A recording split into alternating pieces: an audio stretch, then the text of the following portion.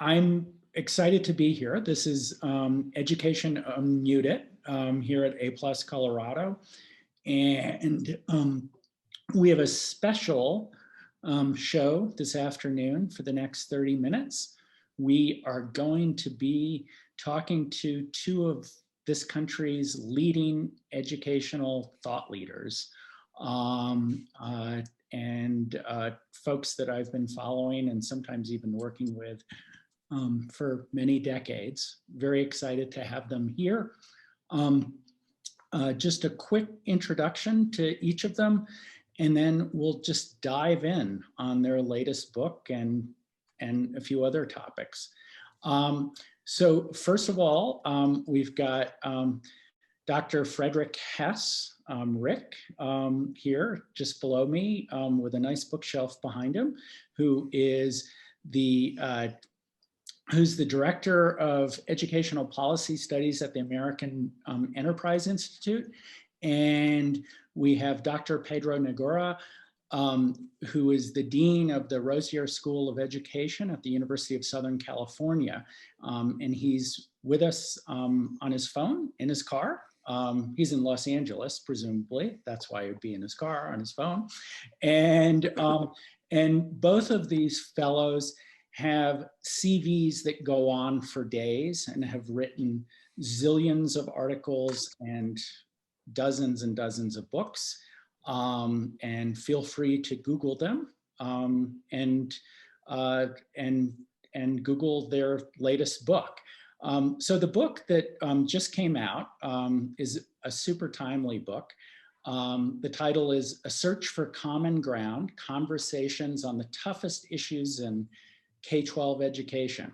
So, why do you guys write this book? You want to go first, Rick? Sure.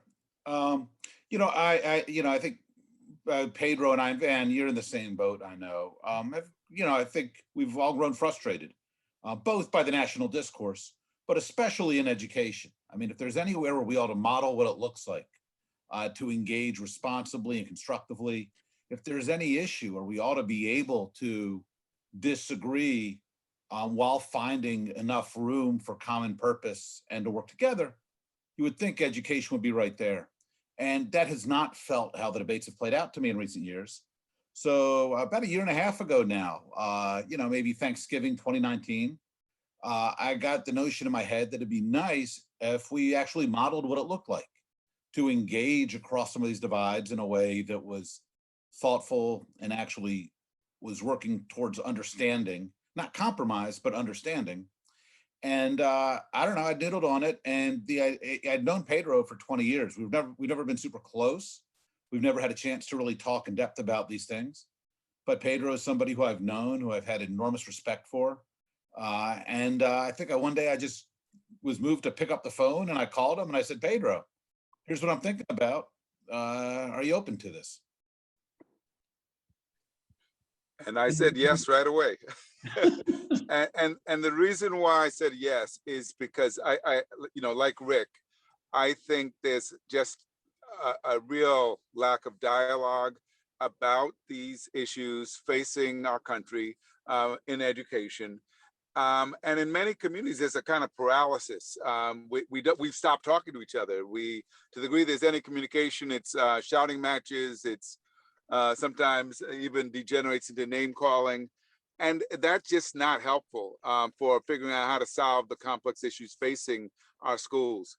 So when Rick invited me to join him, I said yes, because what I liked about the approach that he was offering was that it was not, a panel discussion. It was a thoughtful process of writing letters back and forth. And letters are different than what you do when you're speaking, because you have more time to think about what the other person has said, and then what's your response. And I think readers will find the thoughtfulness in our communication is what makes it, I think, hopefully a helpful contribution to the dialogue that's needed right now about the state of and the future of education.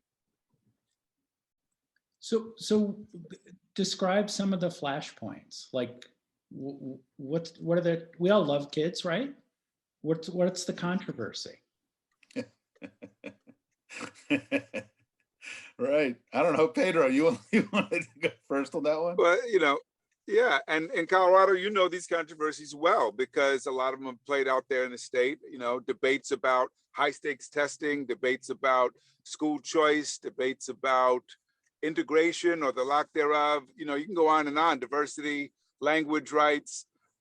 These issues are not new, and they have contributed to a lot of polarization. Even and what's interesting about the debates in education, they don't necessarily conform to Republicans versus Democrats. Sometimes they divide people who think of themselves as being Republicans or Democrats because they don't conform to these political divisions, but they are nonetheless very intensely debated. And so, we covered several of these issues in the book. And since the book, we've continued because the controversies don't stop. Now we just recently wrote an op-ed about school reopenings, and again, this is an issue that has divided many communities. So hopefully, what we're doing is demonstrating that we can have civil discussions about complex issues without vilifying those we disagree with, and actually sometimes even listen to each other. Yes, so specific flashpoints. I mean, a bunch that you might expect. Pedro is skeptical of vouchers and education savings accounts, and I think they're generally good things. I'm deep, on the other hand, there's a lot of commonality about how we should think about choice, that families have a right to, find education environments that are good for their kids. So there's agreement and disagreement. On philanthropy, I tend to think philanthropy can be a very good thing, that it can be democratizing and empowering. Pedro, I think, is more, is concerned, especially the big philanthropy, can be anti-democratic, that it can give rich people an outsized voice in public deliberations. But we also agree, I agree that certainly can happen. So one of the interesting things is we didn't set out to write an exercise in compromise. And we know how blue ribbon commissions work. We get some folks on the right, some on the left. We come up with enough buzzwords that nobody knows what the hell we mean, and we can all pretend that we've agreed. And what we try to do is do the anti-blue ribbon commission. We wanted to do something where Pedro spoke the truth as he saw it, and I was responding with the truth as I saw it. And the interesting thing is that we actually get a chance to sleep on it and to engage like that. You know what? You find more points of agreement than you might think, and we don't see those day to day because we're so busy yelling our talking points at each other that we have fetishized our disagreements. So maybe sort of building on that, I couldn't agree more with you about blue ribbon commissions and sort of the compromises that are often sort of just these platitudes that aren't really clear and don't connect back to policy and practice in meaningful ways. So where is it that you guys could work together on some things to make for more effective public education? An easy place to start is, I think, testing and assessment. Like Pedro was just saying, these issues are intense, even when they're not necessarily partisan, because this is people's kids you're talking about, man. I mean, nothing gets us more emotionally engaged than talking about our kids. So look, the testing wars have been really heated, but I think, Pedro and I have tended to agree that they've been pretty stupid. On the one side are the people who are protesting. On the other side are people who are anti-testing.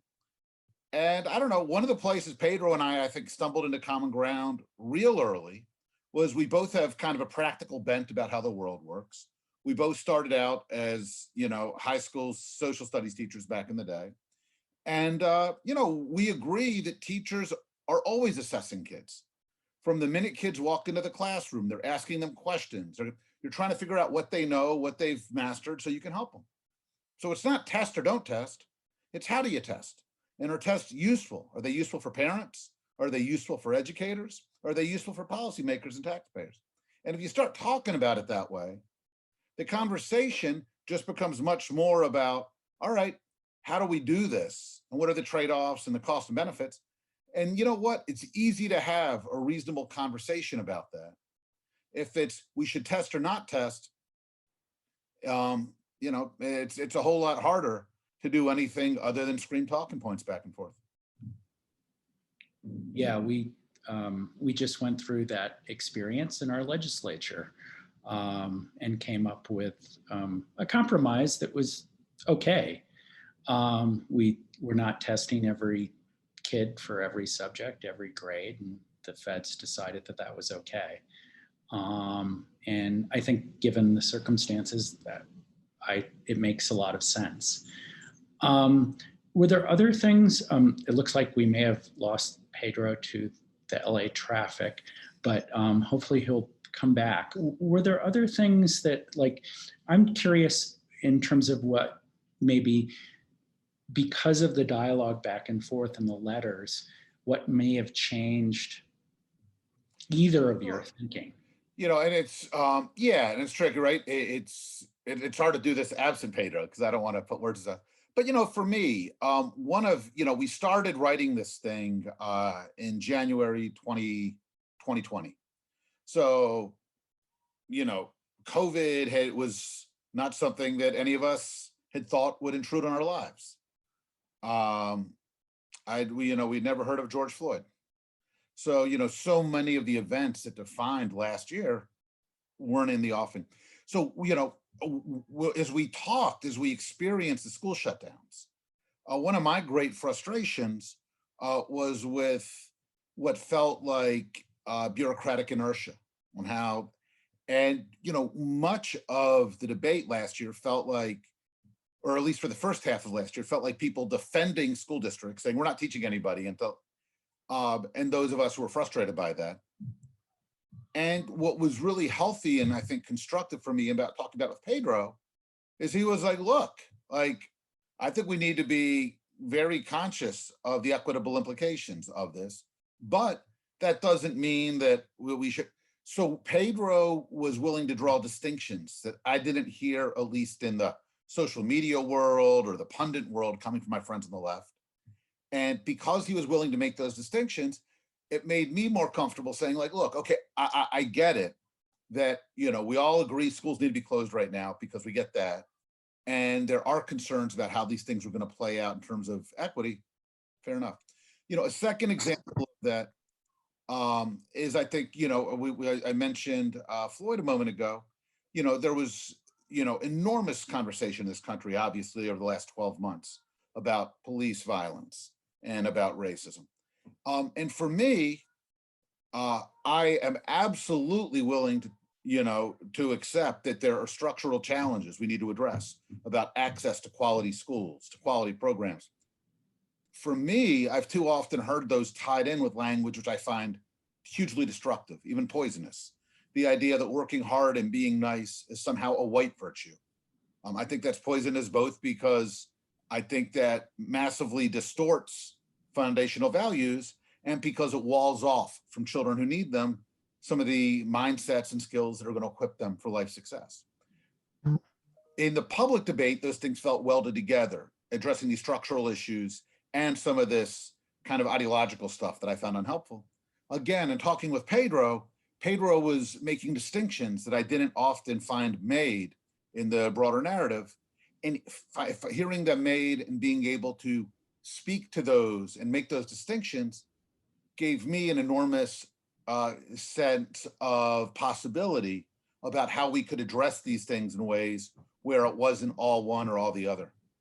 Pedro, Van was just talking about some of the places where maybe we changed our minds in the course, and I was just sharing a couple of places where I think you really sharpened my thinking. Well, yeah, thanks. And I'm sorry again for the inconvenience of jumping on and off, trying to, but I can see you guys now, so that helps. Yeah, there were a number of places where I think had to acknowledge the points Rick was making. So on the last point he was making, I'm certainly not against holding everyone responsible, students, parents, teachers, administrators, but I want to add governors, state legislatures. You know, we have a system of accountability that tends to hold those with the least power the most accountable. And I see that as a real problem because teachers don't have any much control over the conditions they work under. They have a lot of control of what happens in the classroom when they're with the kids. So as long as we're careful about how we assign responsibility and how we think about accountability, then, you know, again, there's a lot of room for conversation and for creative solutions. And I think that's part of what we were striving for in the book is how can we not just, you know, lob arguments back and forth at each other, but how do we start to problem solve? You know, I often say is when we're fighting, we have very little energy or time left for problem solving. And that's where we need to be much more focused. So building on that, like, you know, we're coming out of the pandemic, sort of largest, biggest social movement around social justice that we've seen in this country and, you know, since I was a kid. And school districts are about to be swimming in stimulus money. Where are there opportunities building on the focus around problem solving? Well, let me jump in, you know, because I've spent a lot of time in Colorado in different parts of the state, particularly in Denver. And Denver is a place where you've seen this polarization. You've seen it on the local school board, but you've also seen, I think, a lack of creativity in addressing the needs. I remember several years ago, I was invited with some architects to help plan for Littleton, which had been the airport site and was now going to be a new, what they hope, model community. And they wanted to create the schools of the future there. And we sat there with the community talking about what the possibilities were. And I would say we're at a moment like that now, where we can imagine new possibilities for education. We have the resources and we have this restart. And so, you know, rather than simply bringing it back the way it was, let's imagine what it would take to create schools where kids were less alienated, more supported, more challenged, more stimulated, where teachers could bring more joy and creativity to their work. You know, such schools already exist. You've got a couple examples there in the Denver area that I know well. How do we bring that to schools that have been struggling for years because of a variety of reasons? I think we should seize on these opportunities right now. So, you know, both of you have written and spoken about a lot of this. And Rick, you have written books and articles and sort of framed it around sort of being sort of folks sometimes being in cages. And when you open the door, that it's hard for folks to think differently, even if there are opportunities to do so. What do we need to do to sort of motivate or stimulate or catalyze that kind of opportunity, take advantage of it, as Pedro was saying? Yeah, no, I mean, it's a great question because, right, you do have this caged bird phenomenon. You lift the cage off and all the birds ever known is to sit on this, you know, you don't blame the bird for this. It's just the way the world works. So look, I mean, for me, the biggest lever when it comes to rethinking and possibilities is right now we have kids who have extraordinary needs, all kinds of very different extraordinary needs. And we have educators who have generally been trained and hired and employed to do a job. You show up at a school and you teach your kids and you prepare your lessons and you go home and you do it again the next day. And over the last 12 months, they've done it virtually rather than in person.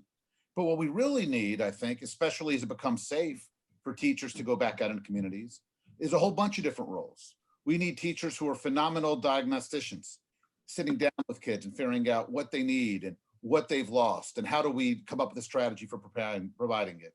And we have kids who are just socially disconnected. And what this sounds like to me is that we need teachers doing something very different than they're used to doing. Now, not everybody's going to be good at this. Heck, not everybody's going to want to do this. So when we think about how do we use the teacher talent we have and how do we supplement it, with responsible adults and communities who want to step up and help out. We need to think differently about job descriptions, about roles. Now, all of that quickly runs into existing collective bargaining agreements. It runs into existing HR job descriptions. It runs into state code. So part of uncaging that bird is it's not enough to say, oh, there's a lot of discretion about how we're going to use the federal CARES dollars. There's also this question of whether or not districts are going to actually feel like they have a viable path forward on what are different ways to think about using the staff they have. And how do you create opportunities so this is not just an 18-month kind of catch-up exercise, but so that we're leading the profession into a different era. So for me, that's a huge part of this. A related piece of it is that we saw across the country last year in places from Philadelphia to Arlington, Virginia to Oregon, districts basically said, okay, we don't know how to comply with federal guidance on equitable access, so we're going to stop teaching for 3 months. That seems to me pretty clearly not the solution that anybody wanted. Turns out that a lot of these laws on the books, I think, aren't necessarily well situated to creating flexible dynamic learning environments. So what's also an opportunity for us to do is to look at different models of learning, look at the way that some families actually, some families, homeschooling has been a nightmare and a disaster for them. But some number of families actually say, hey, we want something hybrid going forward. This means we need to rethink state code, state funding formula, state requirements. This should be viewed as an extraordinary opportunity to rethink these things while folks in any given state have $1 billion, $2 billion extra federal dollars to help make these changes happen in the name of serving kids. It would be a huge missed opportunity if we try to do everything we need to do over the next 18 or 24 months just by putting more dollars into things we already know how to do. So Pedro, how do we do that if we don't have, let's say, the teachers unions or other folks that represent the educational establishment, buying into these sorts of things because they're fearful, sometimes appropriately, sometimes inappropriately, that this is a means somehow to take away their power or their own flexibility. So this is where I think it's important that people like me who have typically good relationships with teacher unions also challenge them. I just today I gave a quote to the LA Times because LA Unified schools are about to reopen, but they're going to have almost 70% of the kids will not be in person. That's, to me, terrible. Local districts right around us, including Long Beach, which is, a very large district, their kids are coming back in a week. Why not in LA? Why such reluctance, especially given that our COVID numbers are so low, for returning to in-person instruction? So I made a quote to that effect, that we need to bring them back. And, will I piss off some members of the union? Probably. But if we don't challenge those that we typically are aligned with, then all we do is reinforce the same polarization. And so, in the same ways I can do that, I would expect, my friend Rick to do the same when we see charter promoters who are, engaged in practices that are corrupt or that are clearly harmful to communities or to kids. We talked before, Rick used the quote, be nice and what is it? And listen, whatever they say to the kids. I are those schools that follow that no excuses platform that disproportionately suspend and push out many of the most disadvantaged kids. They should be held accountable because those kids end up back in the public schools. And when the public schools serve a disproportionate number of the most disadvantaged kids, they're set up to fail. So I think we both have to work at engaging those we might normally see as our allies and challenging them to be responsible and to take on the difficult issues too. So, at A+, we've spent a lot of time looking at where schools are working and sometimes where they're not. And, we spent a lot of time in Denver. And And Pedro, as you said, there are a number of really great schools in Denver, great public district schools and great public charter schools, and some not so good ones on both fronts. And one of the sort of struggles and challenges I've always had is, how do you, like, there are lots of great exemplars, and there have been amazing exemplars during the pandemic of things that work.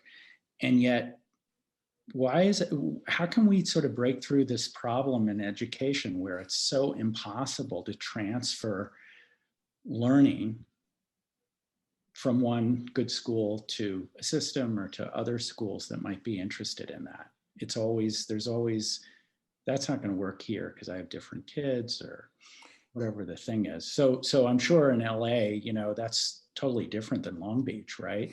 Those are very different kids.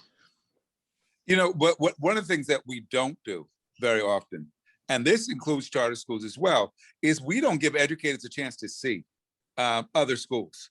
Many people who are opposed to charter schools have never been in them, right? They don't like the idea, but they actually haven't seen them. And I can think of schools right in Denver where they share the same building and they don't talk about what's going on, about both the commonalities and what they can learn from each other. So I think policymakers, superintendents need to be much more intentional about giving educators the chance to learn from each other, and to share.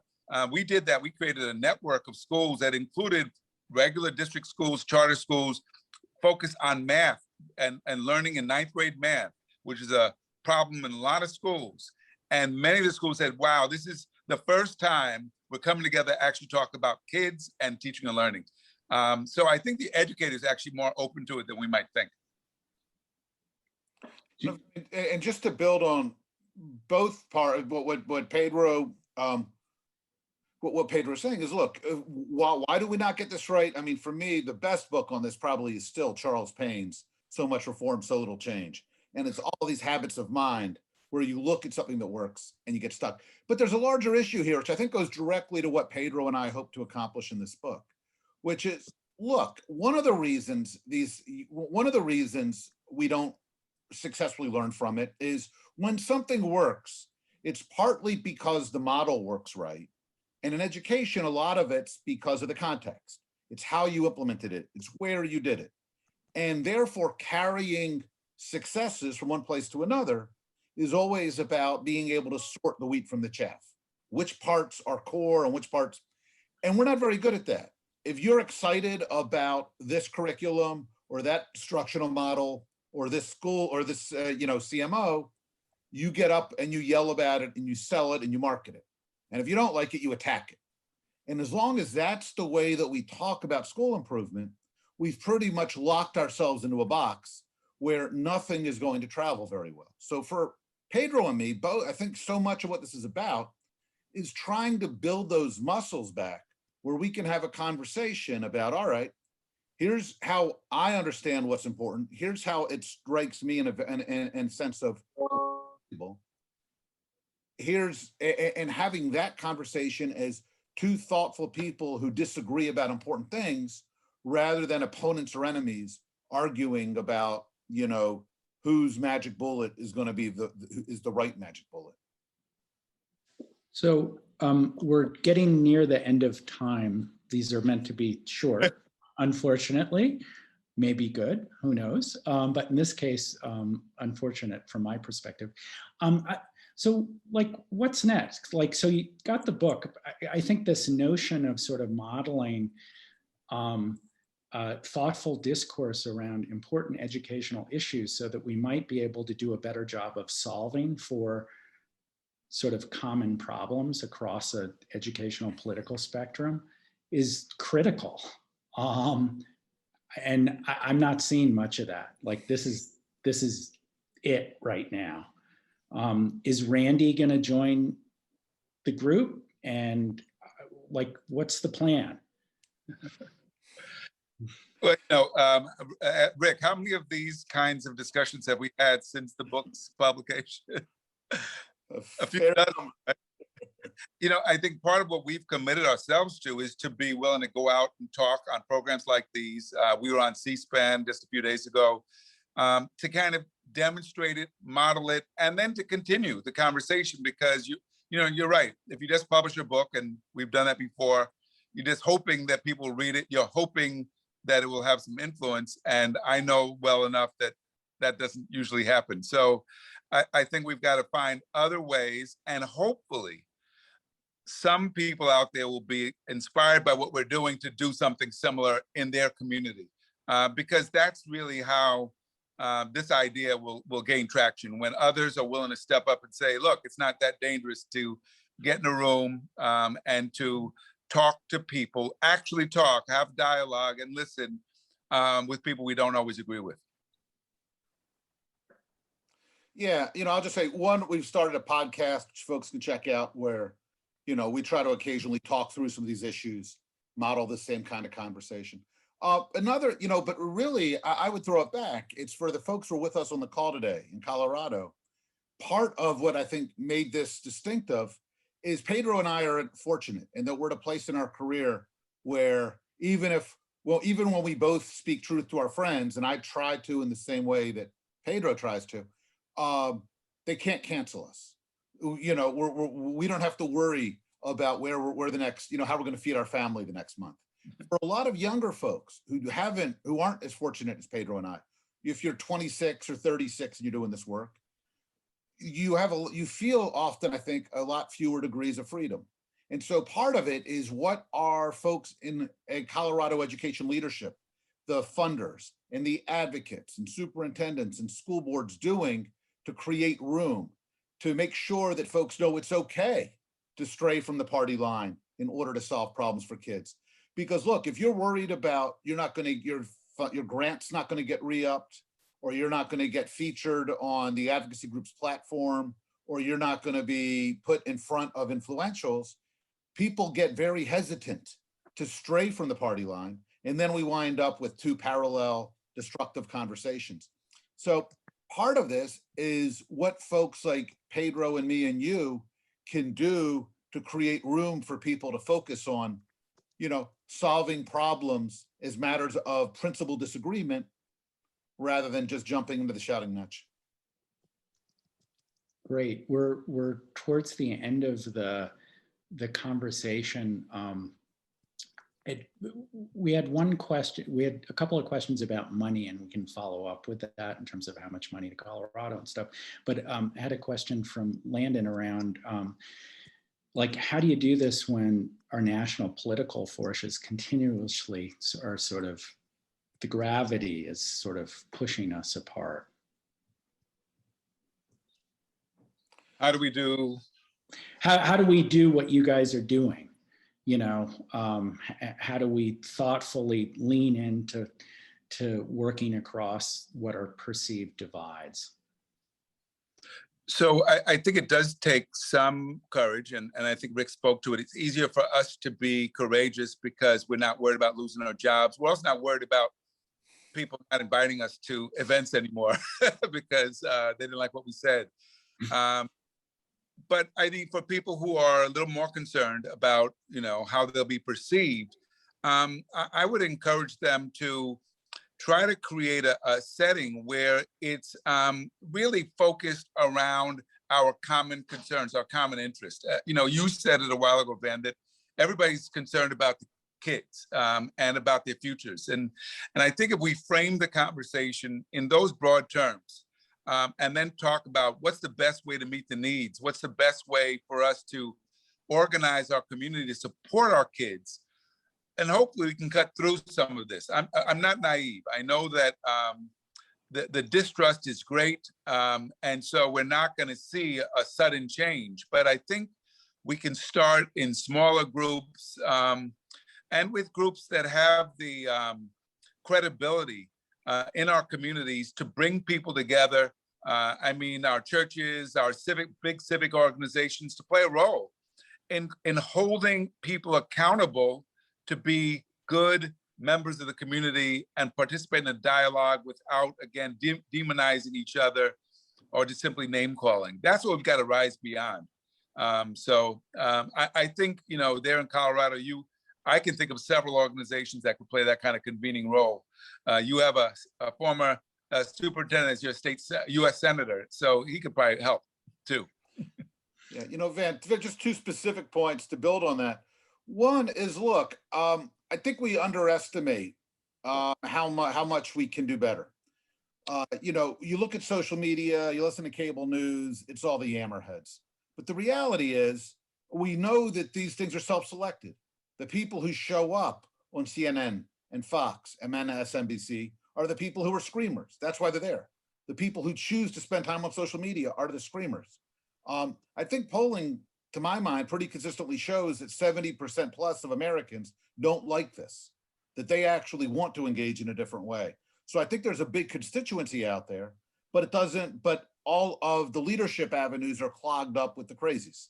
So partly a question is, how do you provide a different model of leadership? And look, I'll just say the last thing is, in education, we talk ad nauseum about courageous conversations. Every ed school, every school district pats itself on the back, courageous. There's nothing courageous about talking to an amen chorus. You want to have a courageous conversation, you have to go out and engage and listen to people who actually see things differently from you. And until you do, you actually haven't done what we keep telling each other we have to do. Well, on that note, and always like being compared to C-SPAN, so appreciate that you were on C-SPAN and now you're on A+ unmuted. This is being recorded. All the big shows.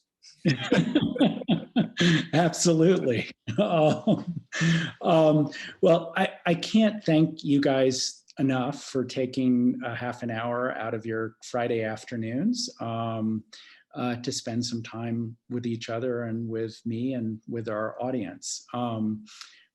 Thank you, Pedro and Rick. Sort of grateful here in Denver, and hope that you guys have a great weekend, and thank the rest of you for joining us. It will be at A+ Colorado's YouTube channel, and we'll send it out on our newsletter. So thanks, and have a great afternoon. Thanks for having us. Hey, good to see you, man. Take care, Pedro. See you, Rick.